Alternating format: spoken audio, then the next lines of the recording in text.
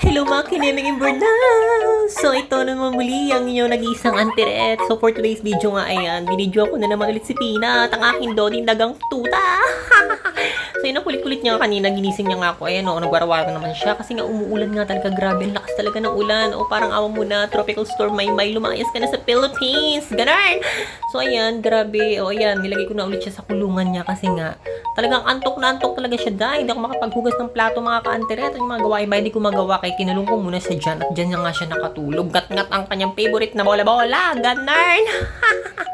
So tingnan niyo diba si Peanut, oh, cute-cute niya, oh, nakanga ngayon, oh, statue yarn, go Peanut, ang cute mo talaga. Tulog-tulog talaga siya, damdam na damdam niya talaga yung lamig ng panahon. So ayan, umuulan pa rin nga talaga, ayan, tanghali na lang, umuulan pa rin, sobrang lakas talaga. So ayan na nga, sana maging okay lang tayong lahat dyan. At syempre na nga, nagising na nga ang aking Peanut, kinemeng Imbernal, at ayan, binot ko na nga siya. So, ayan, natulog na naman siya dyan. Tinalo niya pa talaga yung mga buntis, mga ka-antere. Tingin na lang tulog ang aking Peanut, kineming Imbernal. Ano ba talaga nangyari sa'yo, Peanut? Hindi ka naman nilason. Bakit ganyan?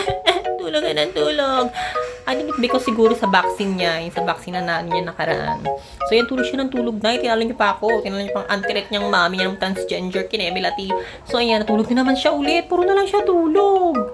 Ewan ko ba, kasi parang yung time na yung kakain niya lang kanilang tanghali. So, ayan, tulog na si Peanut. Love you, Peanut. Mahal na mahal kita.